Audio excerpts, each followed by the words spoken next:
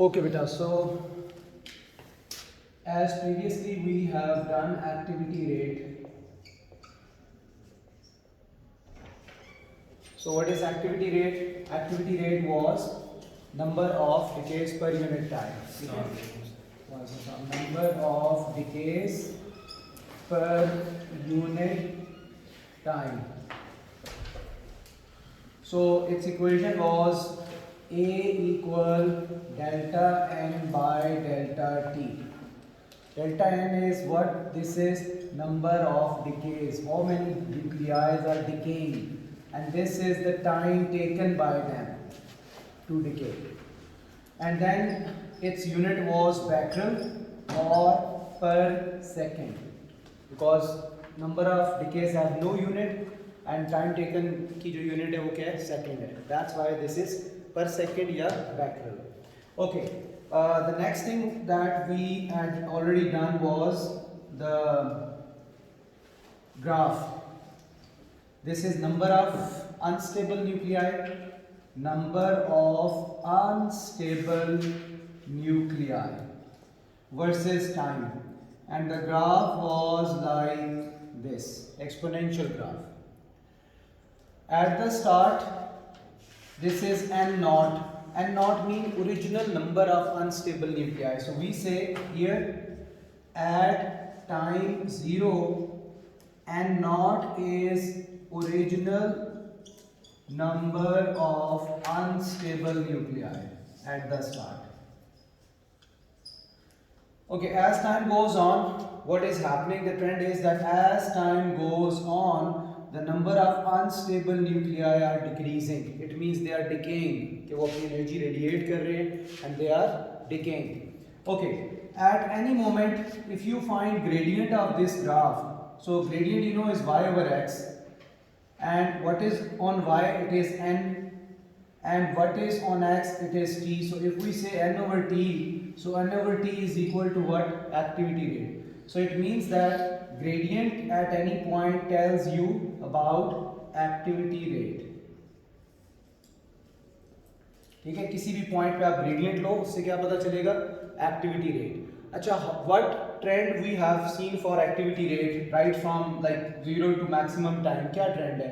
Is activity rate constant, increasing, decreasing? Decreasing. Why? Because as gradient is showing activity rate, so as gradient is decreasing, so activity rate decreases. तो start में activity maximum है, then activity decrease हो रही है, and later after some time activity gets minimum. अब why this is the trend? Why? Because original number of unstable nuclei, remaining number of unstable nuclei are decreasing. Initially, let's say 1000 nuclei were unstable. After some time, they remain like 800, 500, 400, 300. They are decreasing. Why? Because rest of the others are become stable, right? So that's why we say activity of a radioactive sample decreases over time. But this decrease is significant if it is like radioisotope, artificial radioisotope, which we have made. Let's say we have to use that in chemotherapy, right? Or radiotherapy or elsewhere where we need for it for shorter time. So हम क्या करते हैं? We use radioisotope. तो radioisotope disintegrates quickly. So that's why their activity rate will decrease quickly. But if we are using permanent radioactive materials, natural radioactive materials, let's say uranium, so then there will not be any significant change in the activity. कोई significant change नहीं होएगा. You will say कि this is constant. Why? Because if we monitor that, let's say uranium को अगर आप monitor करो 1 day के लिए, तो आप कहोगे it is not changing, it is constant. The line would be constant. Why? Because uranium is having very long half life. ठीक है, तो that's why it takes too much time to decay. So radioisotope के लिए ये graph इस तरह का होगा. Okay. Next is another equation. This is the new thing. Another equation for AR. AR क्या चीज है? Activity rate. Activity rate. So there is another equation for it. From this we have a trend के activity is proportional to n, but negative n. Why negative n? Because as time passes n is decreasing. So when something decreases, when the number decreases, we use negative sign over there. ठीक है, it is in the bracket. So bracket means कि even if you don't use it's fine. वो मसला नहीं है कि आप negative ना use करो. Okay, अगर ये bracket ना होती ना then negative must होता है यहाँ पे, right? अच्छा, activity proportional to n, how you can tell from that graph कि this is valid? Decreasing. Huh? Because you know, as n is decreasing, the activity rate is also decreasing. When n was high, activity rate was high, steeper gradient, and when n becomes low, then gradient also decreases, activity rate decreases. So it means that they have direct proportion. Why negative sign? Since unstable nuclei are decreasing, unstable nuclei are decreasing over time. Okay, from this relation we can write another equation for activity rate. A is equal to constant into lambda.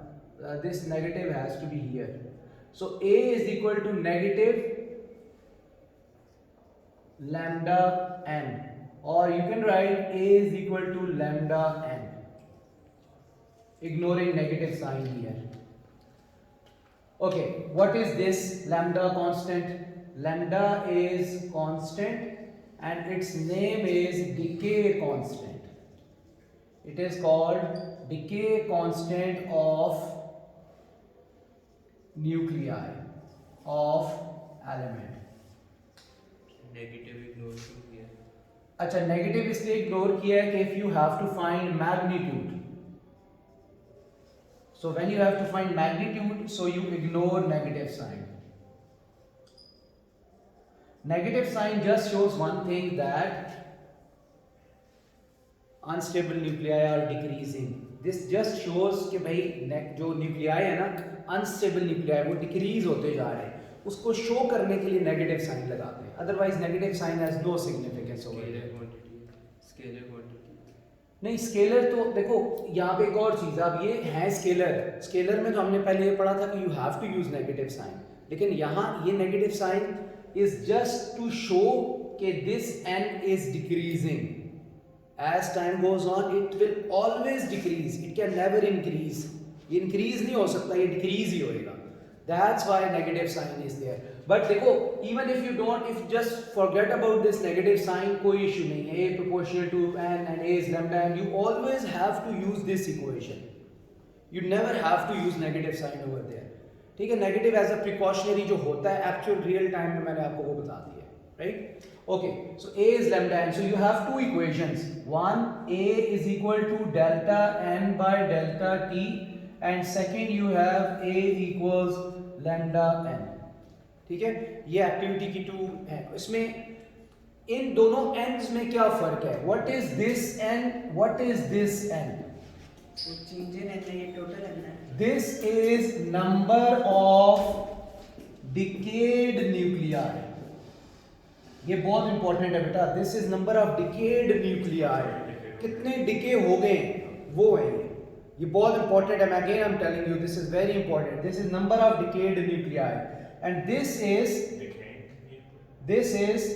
original number of nuclei. Original number of nuclei, unstable. ठीक है, unstable. Start में at 0, like this is n naught actually at 0. इसमें ये जो है ना, this is actually n naught, like at t equals 0.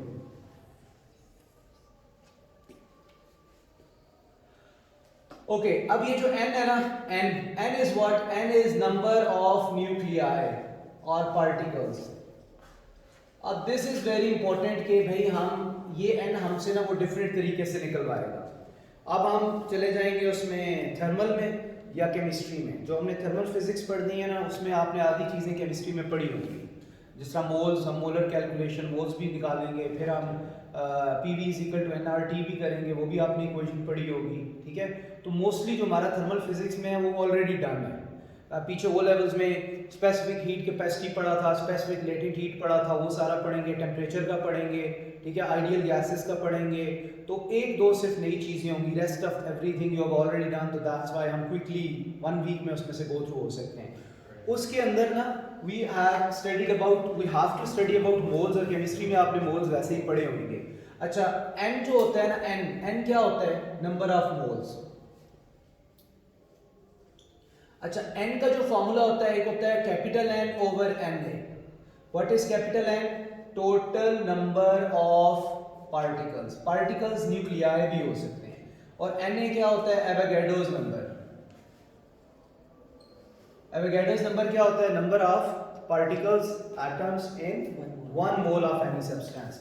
और Avogadro's की वैल्यू क्या होगी? 6.02 into 10 is power 20 पता नहीं 22 या 23 होती है। इसका मतलब है कि 1 मोल ऑफ एनी सब्सटेंस अगर हो ना, तो उसके अंदर these much of particles are there. ठीक है, कोई भी चीज है उसका 1 मोल लो 6.02 into 10 power 23 पार्टिकल्स हैं। This is what, this is capital N, let's say. अच्छा, sorry, Na. So this is Na, Avogadro's number. N is total number of particles. So if you know the total number of particles, you divide it with Avogadro's number, you can get the moles. If you know the moles, if they told you 1 mole, 2 mole, 3 mole, if you know the moles, you already know this, so you can find N. So यहाँ से आप N जो है वो N into Na से भी निकाल सकते हो, where N is number of moles. अच्छा, एक और फॉर्मूला है that we have to look for this, another one, which is N equal mass over molar mass, MR भी इसको लिखते हैं, mass over molar mass। अच्छा, ये जो mass है ये होगी mass of unstable nuclei total, और ये हमेशा ग्राम्स में होगी, ये याद रखना है, ये हमेशा ग्राम्स में होगी। Even if it is given in kilogram, तो आप इसको ग्राम में चेंज करोगे, राइट? अच्छा, उसके बाद mr जो है हमारे पास, mr न्यूक्लियॉन नंबर होगा या mass number. mr is what? molar mass, this is nucleon number. For example, अगर मैं कहूं कि I have 25 gram of uranium 235, ठीक है, I have यूरेनियम 235 और उसकी जो मास है वो 25 ग्राम है। अब मैं आपसे पूछूं यार, मुझे बताओ इसमें total number of unstable particles कितने हैं? Total number of unstable nuclei, मतलब n निकालो। तो अब आप देखो, पहले आप देखो क्या गिवन है, ये 235 क्या गिवन है? mr, ये mr गिवन है, और 25 क्या गिवन है? ये m गिवन है। तो आप पहले n निकालोगे m ओवर mr से। फर्स्ट स्टेप में आप क्या निकालोगे? n जब आपका निकल आया तो सेकंड स्टेप में आप उसी n को यूज करोगे और कैपिटल N ओवर Na, और यहां से capital N is small n into Na। तो this will be your second step, so you will get your answer कि how many number of unstable nuclei are there. ठीक है, तो इस तरह आप कर लोगे। इसकी मोस्टली, इसकी भी जो है वो क्या होती है, कैलकुलेशंस ही हैं सारी, ये न्यूमेरिकल बेस ज़्यादा है। थ्योरेटिक ये वाला जो पोर्शन हम पढ़ रहे हैं मोस्टली न्यूमेरिकल है। ठीक है, 100% अगर क्वेश्चन लाइक उसको करें वेटेज, 100 में से 80% न्यूमेरिकल है, 20% सिर्फ थ्योरेटिक होगा। तो that's why you should know this formula. तो अभी हमने जो आज किया एक्टिविटी रेट, ये पहले किया हुआ था, number of decayed nuclei per unit time. फिर ये आज हमने डिराइव किया proportion A equal to lambda n। उसके बाद हमने ये लैम्डा जो है ये डिके कांस्टेंट है, अभी नेक्स्ट टॉपिक हमारा यही है। फिर ये थोड़ा सा केमिस्ट्री वाला काम हमने किया है कि n जो है वो number of nuclei, unstable nuclei या पार्टिकल्स होते हैं, तो इसको हम कैसे निकालते हैं मोल्स से। हमने थोड़ी मोल्स की कैलकुलेशन की है। n जो होता है, this n is number of moles. तो नंबर ऑफ मोल्स के 2 फार्मूलाज हैं जो इंपॉर्टेंट हैं। एक फार्मूला जो है वो नंबर ऑफ पार्टिकल की सेंस में है, this one, this is important, total number of particles over Avogadro's number. Avogadro's number is the number of particles in 1 mole of substance, 6.02 × 1023। उसके बाद सेकंड जो फार्मूला है मोल्स का, वो ये वाला इंपॉर्टेंट है, number of moles is mass of the substance in grams must be in grams, या वो मिलीग्राम में देगा या किलोग्राम में देगा, you will convert back into gram. तो mass in grams over molar mass क्या होगी, न्यूक्लियन नंबर या मास नंबर होएगा, वेरी इजी। एग्जांपल के तौर पर 25 ग्राम ऑफ यूरेनियम था 235, तो आप बताओ इसके टोटल, इसमें 25 ग्राम में कितने यूरेनियम के न्यूक्लियाई हैं टोटल, वो बताओ। तो उसके लिए हमने क्या किया कि पहले मोल्स निकाले, m ओवर एम आर, तो m over M R 25 over 235, ऐसे ही है ना, 25 ओवर 235 वो मोल्स आ गए। उस मोल्स को फिर आपने क्या किया, एवोगाड्रोस नंबर से इससे मल्टीप्लाई किया 6.02 × 10⁻23, तो you get total number of unstable nuclei in 25 gram of uranium. ठीक है, जो लोग लेट आए हैं आप वो सारी हिलाएंगे कि यस सर ठीक है। हाँ बेटा ये बहुत इंपॉर्टेंट टॉपिक है, ठीक है, इसका एक क्वेश्चन आता है लाजमी। चलो ये वीडियो इसकी रिकॉर्ड हो रही है ना, ये मैं अभी अपलोड कर दूंगा, फिर इसमें से देख लेना ये वाला, ठीक है। अभी हमें आगे चलना है, अदरवाइज मैं समझा देता ये आपको। अच्छा बेटा नेक्स्ट टॉपिक जो है वो है डिके कांस्टेंट। तो we are done with activity rate, अब डिके कांस्टेंट को देखते हैं।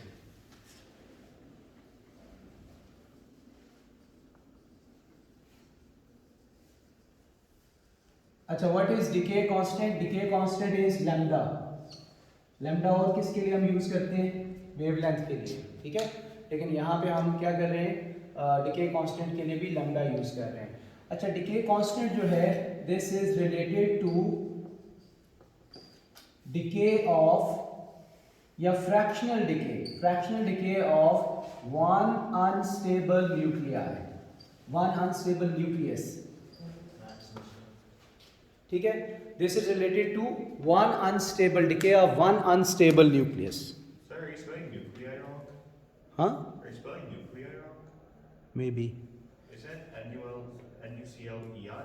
EI, yeah. But it's fine, I guess. As far as you can understand what is written. मतलब इतनी grammatic mistake, it's okay. With that, लेकिन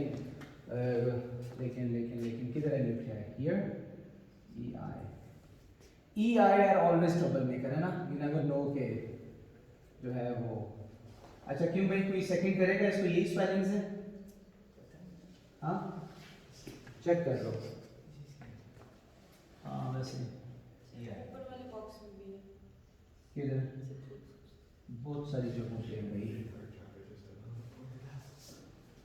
हाँ ये आया होना चाहिए, वरना तो वो दूसरा लाइव बन जाएगा। ओके सो डिके कांस्टेंट क्या होता है बेटा, this is related to fractional decay of one unstable nucleus. What does that mean, let's say ये this is one uranium 235, this is one nucleus, it is decaying, why, how, it is emitting radiation, ठीक है। ये radiation निकाल रहा है, क्यों radiation निकाल रहा है, क्योंकि भाई इसके अंदर जो है ना वो गड़बड़ है, यहाँ पे बहुत ज़्यादा एनर्जी है इसमें, इसलिए इसने एनर्जी रेडिएट करनी है अल्फा बीटा या गैमा की फॉर्म में। क्यों रेडिएट करनी है, क्योंकि उसकी भी कोर रीज़न ये होती है कि देखो जो होती है ना strong nuclear force SNF, strong nuclear force, वो 10⁻⁻15 मीटर तक इफेक्टिव होती है। Strong nuclear force which is holding all the nucleons together, that is effective only in a distance of 10⁻⁻15 metre. क्यों, क्योंकि एक शॉर्ट रेंज फोर्स होती है, short range force. और जो नेचुरल फोर्सेस होती हैं उसमें सबसे स्ट्रॉन्ग फोर्स यही वाली है, नंबर 1 पे। मतलब नेचुरली जो यूनिवर्स में फोर्सेस हैं उनमें स्ट्रॉन्गेस्ट फोर्स जो है वो स्ट्रॉन्ग न्यूक्लियर फोर्स है, इससे ज़्यादा स्ट्रॉन्ग फोर्स कोई भी नहीं। लेकिन ये सिर्फ न्यूक्लियस के अंदर लगती है क्योंकि इसका डिस्टेंस बहुत शॉर्ट है, ये 10⁻⁻15 मीटर तक लगती है बस। न्यूक्लियस से बाहर ये फोर्स नहीं आ सकती। न्यूक्लियस से बाहर आए तो क्या होगा, अगर स्ट्रॉन्ग न्यूक्लियर फोर्स की रेंज ज़्यादा होती तो क्या होता, सारे इलेक्ट्रॉन भी सब कुछ सेंटर पे कनेक्ट हो जाता। तो अगर इलेक्ट्रॉन मूव ना करते तो इलेक्ट्रिसिटी ना होती, क्योंकि इलेक्ट्रिसिटी तो फ्लो ऑफ इलेक्ट्रॉन्स होते हैं ना। तो अगर इलेक्ट्रॉन ही ना होते तो इलेक्ट्रिसिटी ना होती, फिर और 100 मसले आ जाते। That's why strong nuclear force is only contained within the nucleus. अब होता ये है कि जब ये जो यूरेनियम 235 है ना, this is overloaded, like 235 particles are there, 235 nucleons are there, like protons and neutron. इतने ज़्यादा को this force cannot handle, क्योंकि डिस्टेंस बहुत शॉर्ट है। तो ये जो 235 है ये इस डिस्टेंस से बाहर निकल जाते हैं। दैट्स वाई क्या होता है, नेचुरली इसके अंदर एक नेचुरल ट्रेंड होता है कि भाई मुझे स्टेबल होना है। तो स्टेबल होने के लिए ये क्या करता है, if alpha is being emitted तो ये अपने 2 प्रोटॉन्स और 2 न्यूट्रॉन्स को सेक्रीफाइस करता है, एनर्जी में कन्वर्ट करके कहता है बाहर निकल जाओ। क्यों? क्योंकि वो कम होना चाह रहे होते हैं। क्यों? क्योंकि वो स्टेबल होना चाह रहे होते हैं। तो स्टेबल होने के लिए ज़रूरी होता है कि वो सब पार्टिकल्स इस रेंज के अंदर आ जाएं, इस डिस्टेंस के अंदर आ जाएं। ठीक है, जैसे लेट्स से अगर एक सोफ़ा है जिसकी कोई बैक शैक नहीं है, बस ओपन हर तरफ से लोग बैठ सकते हैं, और वो है लेट्स से 10 सीटर।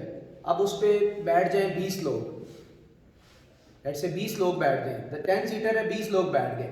अब वो क्या होगा, वो हाईली अनस्टेबल होगा। कैसे हाईली अनस्टेबल? ऐसे होगा कि जाहिर है भाई वो वुड का अगर बना हुआ है तो वुड 10 लोगों के लिए था, वो तो 20 लोग बैठ गए, तो you will start hearing different sounds कि वुड जो है ये इसमें से साउंड आ रही है, कोई ज़्यादा लोड उसके ऊपर आ गया। तो जब 2-3 उठ के जाना शुरू हो जाएंगे तो क्या होगा, जब उठ के जाना शुरू होंगे तो वो क्या होगा, थोड़ा सा स्टेबल होना शुरू होगा, वो जो साउंड्स पहले आ रही थी वो नहीं आएंगी। और जब 10 लोग रह जाएंगे तो अब क्या होगा, अब 10 लोग बिल्कुल कंफर्टेबली बैठे होंगे और सोफ़ा में से भी कोई साउंड आपको नहीं आ रही होगी। जस्ट एग्जांपल ज़हन में आई वो आपको बता दी। सेम इसी तरह न्यूक्लियस भी होते हैं कि 235 जब इसके अंदर न्यूक्लियॉन्स हैं तो ये स्ट्रॉन्ग न्यूक्लियर फोर्स उनको होल्ड नहीं कर पा रही। दैट्स वाई नेचुरल फिनोमेना हो रहा है कि वो प्रोटॉन्स न्यूट्रॉन्स निकलते जा रहे हैं। क्यों? ताकि न्यूक्लियॉन्स कम हो जाएं, जब वो कम हो जाएंगे इस रेंज के अंदर आ जाएंगे तो वो स्टेबल हो जाएगा। But it takes too much time, it takes too much time, क्योंकि इसकी जो हाफ लाइफ होती है वो 16,000 ईयर्स होती है। That's why it takes too much time. हमारे सामने फौरन ये नहीं हो रहा होगा, it takes too much time. इसको एंट्रोपी के साथ लिंक कर सकते हैं? हाँ, एंट्रोपी के साथ भी कर सकते हैं, बिल्कुल। एंट्रोपी भी देखो ना, measure of disorderness of the system होता है। एंट्रोपी हमें ये बताती है कि देखो कोई भी जो एनर्जी, वेस्ट एनर्जी होती है ना, वो भी हमारे लिए, सिस्टम के लिए यूज़फुल होती है। अगर कोई चीज़, अगर चीज़ें 100% एफिशिएंट हो जाए ना तो उससे हमारा सिस्टम नहीं चलेगा। फिर हम कहते हैं ना 100% एफिशिएंट, लेकिन उसका ड्रॉबैक ये है कि अगर सब चीज़ें 100% एफिशिएंट हो जाए तो फिर सिस्टम नहीं चल सकता। तो सिस्टम चलने के लिए एंट्रोपी होना ज़रूरी है, डिसऑर्डरनेस होना ज़रूरी है। ओके, लेकिन एंट्रोपी यहाँ है नहीं ना, मतलब ए लेवल्स में एंट्रोपी नहीं है, राइट? ओके, सो डिके कांस्टेंट का मतलब क्या, मैं उस पर आ जाता हूँ। डिके कांस्टेंट का मतलब है भाई कि यूनिट टाइम में इसका कितना पोर्शन डिके हो रहा है। इमेजिन करो एक एप्पल है, एप्पल के अंदर कितनी कैलोरीज होती हैं एक एप्पल में? थोड़ी सी होती हैं, 20-30 मे बी, है ना, 30 होती होंगी शायद। तो अगर एक एप्पल में 100 ग्राम एप्पल में 30 कैलोरीज हैं, तो जब आप उसको खा रहे हैं तो हम एक एप्पल नॉर्मली मेरा ख्याल है 8 या 10 बाइट्स में खाते हैं, लेट्स से 10 बाइट्स में खाते हैं। तो एवरी बाइट में कितनी एनर्जी जा रही है? 0.3 कैलोरी। तो अगर एक एप्पल है उसमें 30 कैलोरीज हैं, एक बाइट लिया तो कितनी एनर्जी चली गई उसकी? एप्पल में से तो गायब हो गई ना, आपने ले ली ना, तो कितनी एनर्जी गई? 0.3 कैलोरी गई। अगला बाइट लिया 0.3 गई, नेक्स्ट बाइट लिया 0.3 गई। इसका मतलब है कि वो एप्पल क्या हो रहा है, उसकी एनर्जी कम होती जा रही है। लेकिन हमने देखना है कि यूनिट टाइम में या एक बाइट में कितनी कम हुई है, उसको डिके कांस्टेंट कहते हैं, राइट? तो डिके कांस्टेंट का मतलब, इसकी जो डेफिनेशन है वो भी लिखते हैं। Definition is fractional decay of a nucleus per unit time is known as decay constant of that element or substance।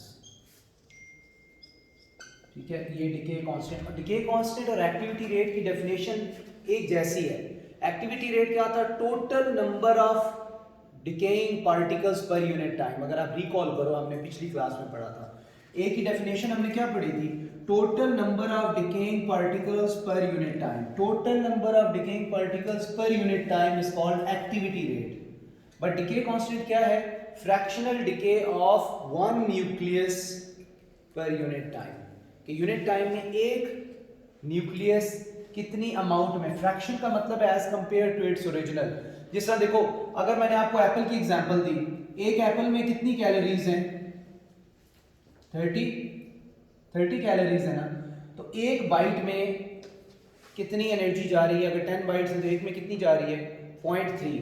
तो इसका डिके कांस्टेंट क्या होगा? डिके कांस्टेंट, इसका डिके कांस्टेंट होगा energy loss over total energy. तो energy loss 0.3 total 30, तो ये इसका फ्रैक्शन, ये इसका होगा डिके कांस्टेंट। इसको कहते हैं फ्रैक्शनल। फ्रैक्शनल का मतलब होता है जितना जा रहा है एक बाइट में डिवाइडेड बाय जितना ओरिजिनल है, इसको फ्रैक्शनल कहते हैं, राइट। तो दैट्स व्हाई ये आपको मैंने इसके एग्जांपल बताई है ये समझाने के लिए कि यार फ्रैक्शनल का मतलब क्या है। फ्रैक्शनल का मतलब ये है अगेन कि यूनिट टाइम में कितनी एनर्जी लॉस हो रही है डिवाइडेड बाय उसके पास है कितनी टोटल, उसको फ्रैक्शनल। जिस तरह एएस में स्ट्रेन था, स्ट्रेन क्या था? Fractional change in length, delta L by L था। अब स्ट्रेन और एक्सटेंशन में फर्क है ना, एक्सटेंशन तो सिर्फ ई होता है, डेल्टा एल होता है, स्ट्रेन क्या होता है? उसकी रेशो होती है। उसकी रेशो होती है। तो उसको डिफाइन कैसे करते हैं? Strain is fractional change in length, delta L by L. तो स्ट्रेन भी इसकी एग्जांपल हो सकती है। Strain is fractional change in length. तो देखो जब फ्रैक्शनल का जिक्र आता है तो फिर आता है delta L by L, change in length over original length. इसी तरह इधर फ्रैक्शनल क्या था? एक बाइट में जितनी एनर्जी जा रही है डिवाइडेड बाय टोटल जितनी है। तो डिके कांस्टेंट भी एग्जैक्टली यही चीज है कि एक न्यूक्लियस के पास कितनी एनर्जी है और वो यूनिट टाइम में कितनी लॉस कर रहा है। That's it. जो लॉस कर रहा है डिवाइडेड बाय ओरिजिनल एनर्जी, उसको हम क्या कहेंगे? डिके कांस्टेंट कहेंगे। ओके, सो डिके कांस्टेंट जो है उसका हमने अभी फॉर्मूला भी देखना है और इसकी एक और डेफिनेशन भी लिखनी है।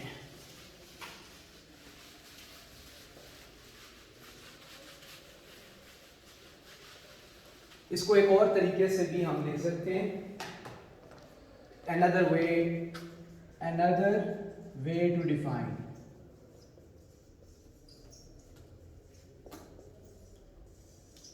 ओके जी, another way to define is fractional, नहीं फ्रैक्शन तो कर लिया है, probability of decay of a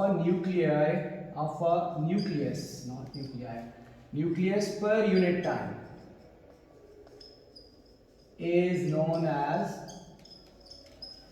decay constant।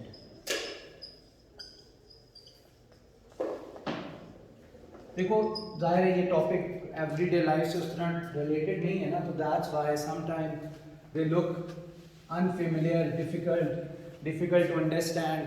लेकिन इसीलिए मैंने आपको ये एप्पल वाली एग्जांपल बिल्कुल इसीलिए दी कि देखो यार टोटल एनर्जी 30 थी और एक बाइट में 0.3 जा रही, तो ये जो है ये उसका डिके कांस्टेंट होएगा। तो probability of decay of a nucleus, one nucleus पर unit time is called decay constant. अच्छा, अब इसकी बनाते हैं इक्वेशन। बेटा एक इक्वेशन तो ये हमारे पास बनी बनाई है इसकी, ये activity is lambda N, from here lambda will be activity over N, ऐसे ही है ना। अच्छा, एक्टिविटी क्या था? एक्टिविटी का फॉर्मूला क्या था बेटा? एक्टिविटी का फॉर्मूला ये delta N over delta T. Delta T T होता है change in time, so we say delta N over T over N, है ना। तो हम इसको कैसे लिख सकते हैं? Delta N over N T लिख सकते हैं ना। तो ये भी इसका एक फॉर्मूला है। Delta N is total number of decayed nuclei, number of decayed nuclei. N is original number of unstable nuclei, जो अनस्टेबल थे शुरू में। और T is what? T is the time taken by decayed nuclei, कि ये वाले जो हैं ये कितने टाइम में डिके हुए हैं। So this way you can get lambda, और ये ऑलरेडी जो हमने पढ़े हुए हैं उसी से हमने निकाला है, नथिंग न्यू, कोई नई चीज इसमें हमने ऐड नहीं की।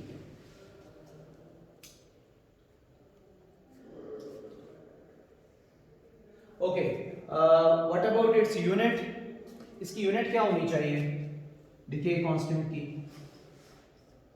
Anyone, any guess? Second to open up, you get n constant there. per अब second. देखो ना, अब अगर आपको मुश्किल लग रहा है तो आप नहीं बता सकोगे, लेकिन अगर हल्की फुल्की समझ आ रही है तो आप बता दोगे। Per second. जब भी, हाँ पर सेकंड, जब भी आपने यूनिट बतानी है बेटा, आप इक्वेशन को देखोगे ना यार, ये लैम्डा है, आप इसकी इक्वेशन को देखो, ये इक्वेशन है इसकी, ठीक है। तो एक्टिविटी की पर सेकंड है, नंबर ऑफ पार्टिकल्स की कोई नहीं होती तो ये पर सेकंड आ जाएगा। यहाँ देखो नंबर ऑफ एटम्स की यूनिट नहीं है, एन की यूनिट भी नहीं है, टी की यूनिट सेकंड है 1/2, तो इसकी यूनिट भी क्या होगी? Per second. तो दिस इज पर सेकंड,